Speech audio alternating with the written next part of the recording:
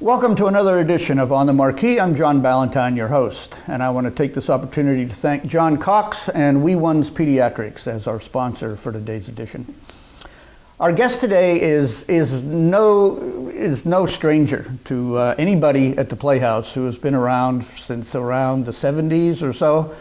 Her and her husband were involved, I think, in probably almost every production that was done here at the Playhouse for between the 70s and probably the early 2000s.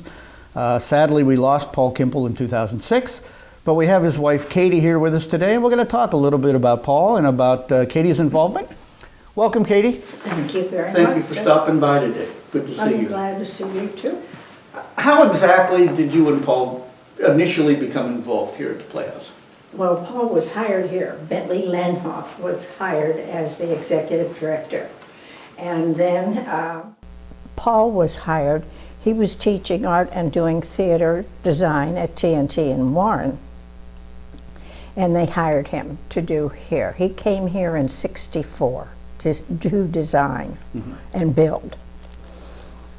And I came here. I was a friend of Tom Lydon's. Everybody knows all the names. I don't have to introduce anybody, Right, exactly. And Tom was a technical person, and I knew him from college, YSU. And they kept telling me to come here. I said, I'm not going over there. I just cannot. No. So I graduated from college and began working, and two people called me who were the greatest people in the world. And I bet I forgot their names. Jack and his wife. I'll remember it in a little bit. They worked the light board and were in charge of the bridge, which was it was always called the bridge at that point. I don't know if it is still, but I came in to work that show, one in December of '64. Can't remember it now. I thought I should know what he's doing, but it'll come. Anyway, we met then as I was working the show, and they immediately absorbed me into the backstage crowd. Well, that happens now, because we're so sure of backstage people, it was probably the same then. Well, I think, but no, there were a lot of people. Were there? Oh, there were so many people. I think I'll say that later, but we would do things like ride bicycles on the stage after everybody was gone. We would cook dinners. We would have a lot of fun. There were about 8 or 10 of us, and we just kept going like that. And so it was a group of us, and so there was a party. Jim Tompkins, do you recall that name? I think it was before my time here, I think. It was a madman. Talented, creative, but a madman. And he was having a party someplace up in the mountains in Pennsylvania. And none of us could go. And somebody said, well, why don't we just go up and tell him we're not coming? So we did. And then we were all closer after that even, So that takes us pretty close into 1965. We were in 1965. We were doing things and so on. And I went home to spend the summer with my parents and help them do some things in the house. When I came back, my phone rang, and it was Paul. Well, making a long story short, that was September, and we got married December 23rd. Okay. And we ran away and got married because I had a place and he had a place and we had furniture, and why worry about this kind of stuff? And besides, I was on a break from school and he had some kind of break between shows. He says, this is the only time we can do it, we're going to do it now. That sounds like a theater person. Now, had he known Bentley prior to coming here? No. Okay. They met here. Okay. They got along pretty well, considering Bentley and considering Paul's short fuse. But they did get along. Paul dropped the short fuse. He outgrew that, fortunately. But that's it. That's how we met. Well, the two of you have done all kinds of things. I mean, both of you were involved in many things the time you were here. Can you give us just a quick rundown, just some highlights on what you were involved in and what else Paul was involved in? Because he did a lot more than just set design. Oh yeah, he kind of, he kind of was the head of the shows getting on stage. I mean, the director cast the show. Directors came from everywhere. And at that point, they were hiring 1 or 2 directors a year, if not more, from New York. And so they would have to come in, but they would have to be taught our stage and our procedure. But once they got that in place, then they were fine. So Paul was primarily doing that. Together, we had an outside interest in historic preservation. And he said, "You have to do this." He says, "Because I have to go to work." I said, I have never done any historic preservation. I like antiques. I shop antiques. Well, I did. And I helped as a graduate student from Ohio State get our house on the National Register of Historic Places. So I was very interested in that. And Paul was interested. He helped save the Kinsman House in Warren. He and Bob Sherman from Warren. And so we were involved in that. I was interested in planting things outside and doing gardens, kind of landscaping, I guess, and planting things I liked, and I developed a genuine interest in herbs. We were married in '65, and in '75, I gave my first lecture. And I have lectured through the years. I'm done. It's like I retired from teaching, and now I'm retired from herbs. Retired from herbs. I'm not resting. So that's basically what it was. So I had a shop, I lectured. We had 2 daughters, Samantha and Tassin. We forbade them to major in theater. Good idea. And neither of them are in theater. Mantha is an arts administrator now for Sonoma County in California. So I think that's just fine because she deals with theater and people in the arts, so that works. And she has a livable life. And our youngest daughter, Tassie, is working for Youngstown City, and she's at the end of her training period to be in charge of nutrition for the school system. Oh, okay. Okay. Well, you mentioned Paul's interest in art. He was a founding member of the Trumbull Art Guild. Yes, he was. And he's a lifetime member of TNT, Trumbull New Theater. Yes. How did those 2 things evolve? How did those come about? Both were before me. Tag, he and Marie DiPolito were 2 of the founding members. Marie's still alive and kicking. They both attended Cleveland Institute of Art and I listened to them talk, and they would say, "Oh, the only reason we got into CIA was because it was the war and there was such a shortage of students." I said, "Would you 2 please stop that?" Because her work is all over Warren. She was a painter and does beautiful things. Paul found his art in doing shows at Ohio University. That's Athens. I never know how to separate Ohio University from Ohio State. Yeah, it's confusing. Okay, but he went to the one in the South. And he graduated from there. What did you ask me? How did he get involved? How did he start get involved in the Trumbull Art Guild and become a lifetime member of TNT? Because he graduated from Ohio University, went to New York, was doing something called television, which he thought would never be any good, and he didn't want to be that far from home anyway. And so he came back, and he went, and Trumbull New Theater had been founded and begun by Francis Pendleton in Warren. And Paul went down and volunteered, and that's where it began.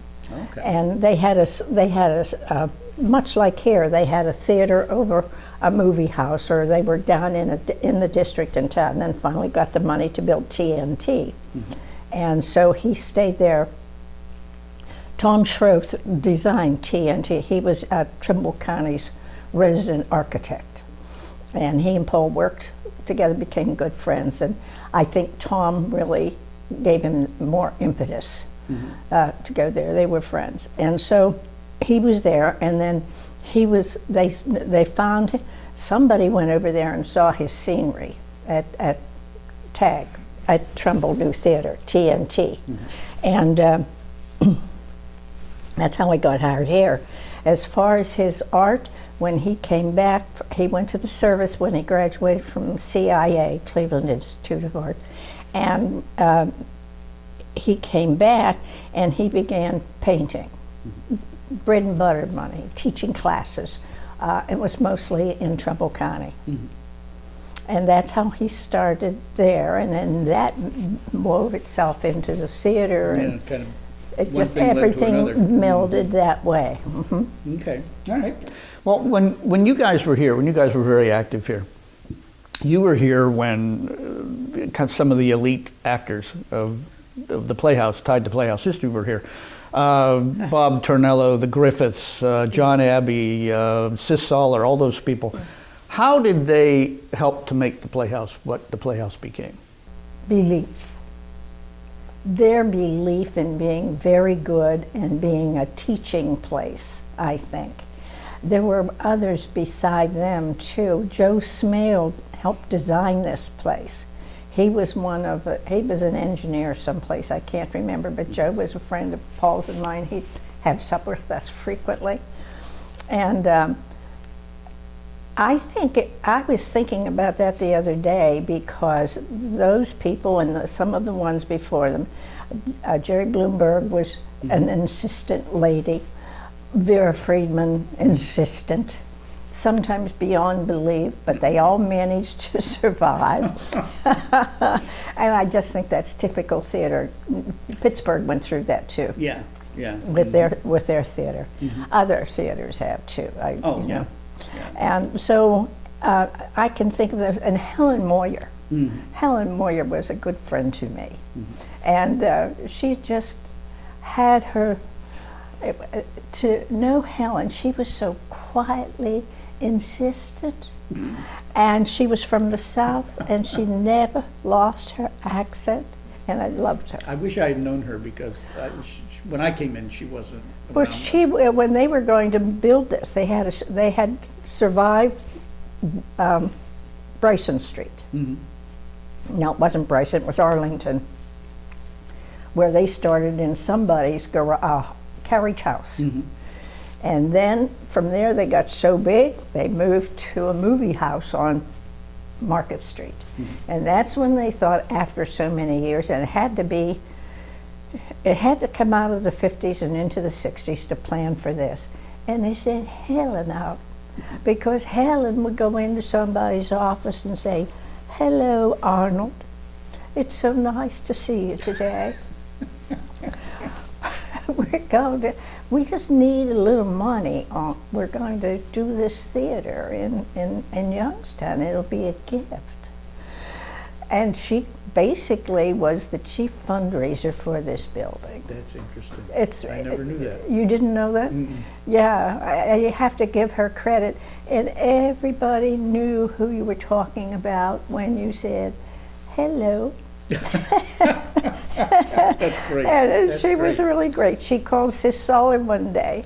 Phone rang, Sis picked it up, and Helen said, "Good morning, Sis. How are you?" She says, "I'm fine, Helen. How are you?" She said, "How did you know it was me?"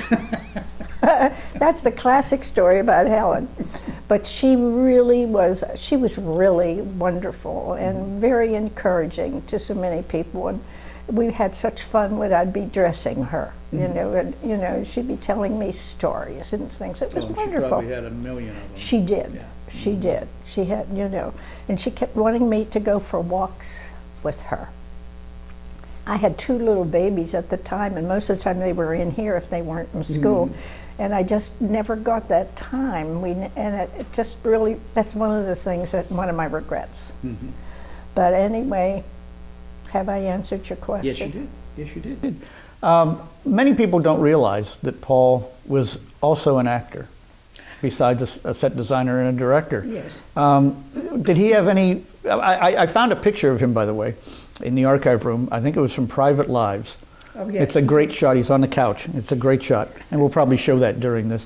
But was there any one particular show or any one particular role that he particularly liked, or since he didn't do a lot of acting, he did more set design than he did acting. He liked playing. Is it The King of Fairies?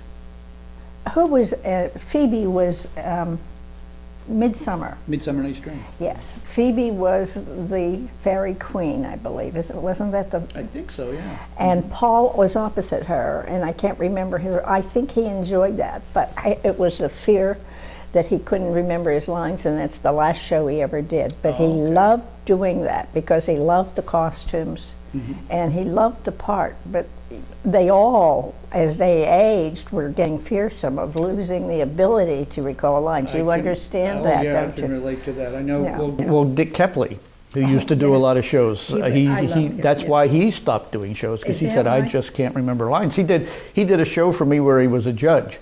Oh. And so he had all the lines on the desk because he was able to do that. Yes. So Oh, but that was the last thing he actually ever did. Isn't that interesting?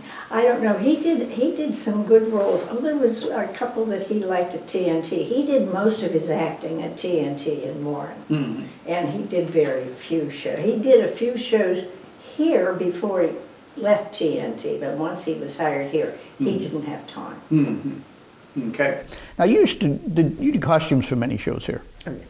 Is there any one that stands out that particularly gave you a challenge, or one that you particularly enjoyed it any more than, say, another? You know, people say, they'll ask me, do I sew? I said, oh man.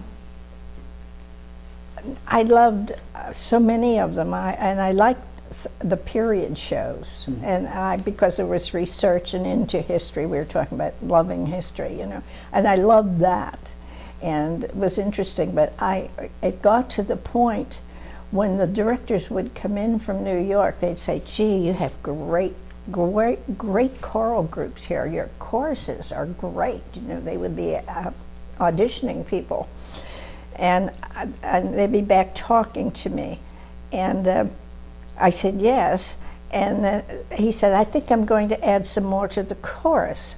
Well, I would have a she fit to myself. That's it. And if they had changes and so on, and it got to be, for the longest time, they were doing 18 shows a year. My husband was like a dish rag, you know. None of us could move, and my kids were even tired because I'm going back and forth to Gustavus all the time, suppers and all kinds of things, and getting the kids and taking them back, and it just 18 shows a year were very hard. And when the director would come in from New York with no idea of how we operated, they were having not a full dress, but just a dress, just get somebody into something, get their body covered so that he could see and have an idea of color and how we were working. And don't put anybody in green, because the couch is green, they'll disappear. You know, a lot of people outside don't begin to think of all of those things. And Paul and I only had one good stomper all of those years, and it's because it was Tuesday at noon, and this partial dress was on Thursday. He already had 12 people in the chorus, and I got the note on Tuesday when I came in. He added 6 more. Wow. Now that sounds great for voices, Yeah. but a tough time with bodies, you know. And that's when I said, I've had it. Yeah. That's it. Goodbye. I don't blame you.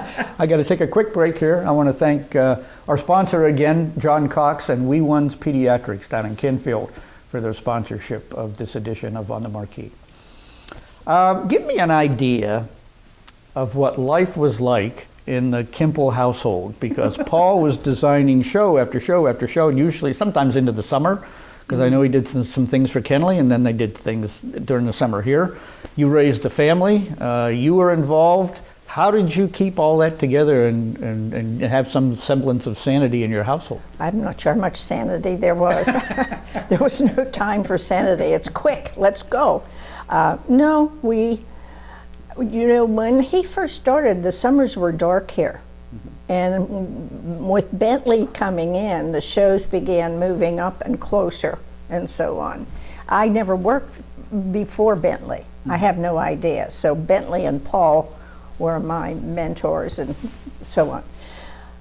How did we survive? Well, most of the time when the children got to school, we ate every night I went to eat every night no later than 6:30 to let him get home after the children were starting school. And he wouldn't be here. He wouldn't be home.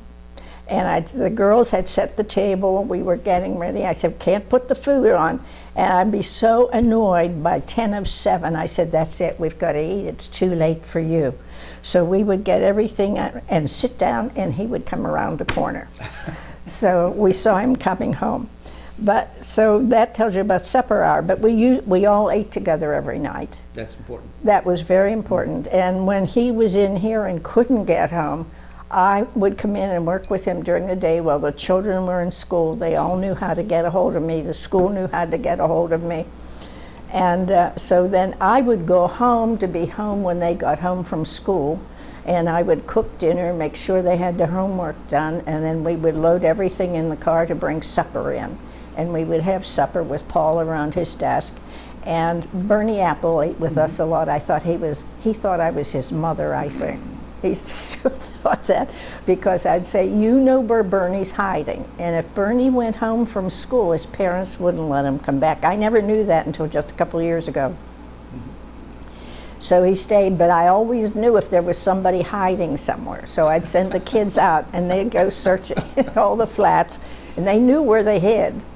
So and Bernie was always there. So I always threw in extra, and that's how we ate our dinners, but we still ate them together.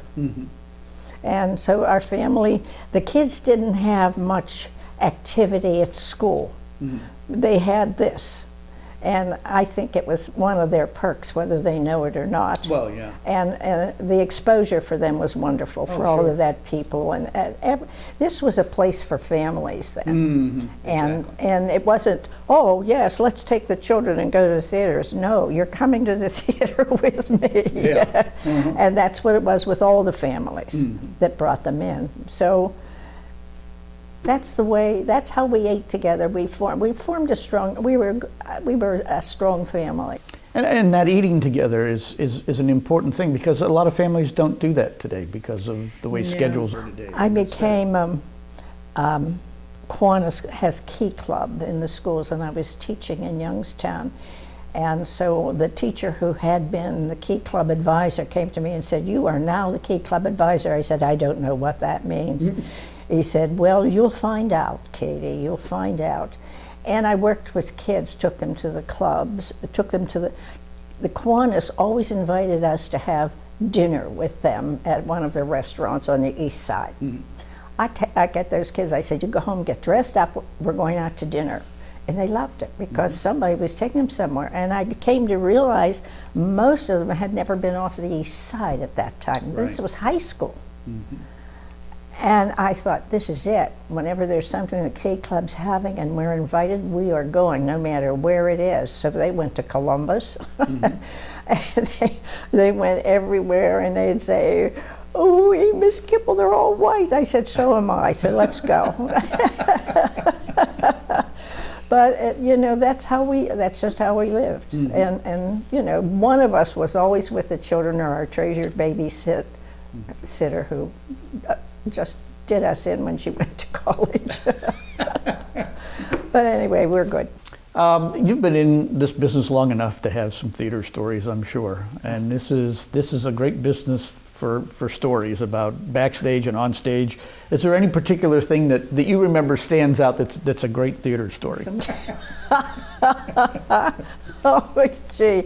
Yeah, I think, talking about speech and how things have changed, and it's a different prairie now than it used to be. But the first year I was here, I think, they were doing all period shows. And Dudge Knight, I don't know if you ever heard that name, Jerry and Dudge Knight, they were part of the regulars. They were wonderful. And the Karrases, George and Sylvia, there was always a party, and these people were always there. We just had wonderful times. But the show was going, rehearsals had gone well, everything was fine. Rose Flynn and Bill Flynn were here. Rose was a terrific stage manager. Of course, they're divorced now. But they just worked together, and there was no problem except this one night. Rose is stage managing, and Dudge is on stage, and she's saying, "Whoa, it's in the ice box." And then we heard her say it, "Ice box?" And Rose said, what the hell is going on out there? Because Dudge was just perfect on stage. And she said, "Bill, where's that?" I'll call it milk. I don't know what she was looking for. "Where's the milk you were supposed to put it in the fridge?" He says, "I put it out in the icebox." And backstage, he still called a refrigerator an icebox. Dudge gave 3 calls and didn't know. Finally went out. She says, "I think I have to go look again." That's a classic for how it changed. And then when we did Wandaloo Jones and Murph Jones, we told all of the women, and Myrtle Greist was working with me back, and she just lent a little humor to every situation, but this time I blew it. Wandaloo Jones decided to get into this dress by herself, and we said, "Never do that. We'll have a dresser for you." But she took, it was a dress, no, it was a performance. And she took the dress out into the wings and stood behind a stage manager who was Sue Lockhart. And you know how Sue talked? "Well, yes.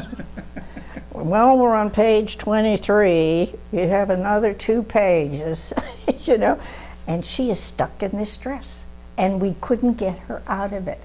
And I collapsed on the floor. I was trying to get it around her feet, off of her feet. I was lying on the floor, and I gave up, and I collapsed in laughter. Sue said, "You better get up off that floor. The lines are moving." You laugh like you know and you enjoy this. You've probably been backstage through some of these disasters, and you know, you can never appreciate it as much as if you've been a bystander or involved, and it becomes everybody's memory. But we finally got her out of it. Myrtle was there saying, "Kady, I can't figure this out." I said, "Neither can I," and that's when I collapsed. And she says, "I think I'm going to try it this way, Kady." I said, "Oh, try." And by that time, I got myself together and got up, but she had her arms through the bodice instead of out the sleeves. And it was a dress that was like 3 pieces. It was that old silk, so you couldn't do much moving around it, and it would tear. That was another good one. Oh, wow. Well, the Playhouse has been through, as you know, many changes, been through many problems. A lot of theaters around the country would have closed up had they gone through some of the experiences that the Playhouse has gone through. What is it that keeps the Playhouse resilient and keeps audiences coming back? I think it's the spirit that those beginners imbued in all of us. You learned that you did not talk backstage other than in a whisper. There was never any alcohol. My kids were so upset. Nobody, it was the coaches having something here. This is only for the Playhouse, right? Coaches were having a big do here in Youngstown. And they say, "Hey guys, this is gonna be a blast. We're in the theater." And we could see the cases of beer coming in and the liquor and so on. And my girls were just aghast. "Mom," said, "come in, they've got booze out there." I said, "Go tell your dad. Go tell your dad right away." You know, and they would come back, and I had to get tutus on some of those guys with those big cleat shoes and things like that. It was really funny. None of the men would come in and costume them or help with it. So Paul got me, "You're going to have to go." I said, "All right." I mean, and some of them were half-tanked then, just before the show, and my kids were shocked. Never. So the spirit of the theater has not left entirely. It's an expectation that I think it just was so implanted in us that there was no room to do these things. And Paul carried it out Yes. to a T. Yes, he did. And he supported me if anybody gave me trouble, but nobody ever gave me trouble. The biggest problem we ever had was with mothers trying to costume their daughters. And the mother was trying to put her daughter in this lovely pink dress, and the walls were pinkish peach. So she'd walk on stage and disappear, and the mother did. You know, she didn't like that, but she finally, Paul removed her. Right. They can't be backstage, and that's another thing. Nobody is ever backstage. And do you remember, nobody was ever off of the stage floor. They never came into the audience in their makeup and never Exactly, yeah. costumes. I was so shocked with the last couple of shows I've been to. Everybody's down here in costume and makeup. That seems to become a trend, though, in a lot of theaters. I have found that. I mean, I like it the old way. You don't break that fourth wall. You leave that character backstage. The character departs. Yeah. You are you, and the character is the character. Yeah, and I like that wall too. I was to a show at Cleveland Playhouse with a couple of people from here. We went up to see something, and I saw everybody backstage. And one girl said, "Oh, there's a friend of mine from New York. He's here. I'll introduce you." You know, he introduced the other gal and myself to him, and so on. And I thought, well, I'm not going to see him anymore. He's talking, and he's always a friend. But they introduced me as the wife of the artistic director at the Playhouse. And we started talking, got into a very interesting conversation. He said, "You know, artistic designers are a thing of the past." And I said, I kind of saw that. My husband was introduced to that, and what was done, these people market plays, but then they get the designs. Paul would design for them. They would buy the design from him, and he'd do all of the renderings and everything they needed to know to get that scenery set for that show. They would pay him for that, and that's what was happening with everybody. He says they don't have them in working. They do the designs, and that's it. So that was like maybe 10 years ago. You and Paul both had the credentials that you could have landed at basically any theater in the country. The two of you could have. Told that, yeah. What kept you at the Youngstown Playhouse? My husband loved it here. He felt it was really a gem and a jewel for the Valley. And I, of course, believed that totally, too. I thought it was a fantastic place. The discipline was good. I don't see the discipline anymore. Do you?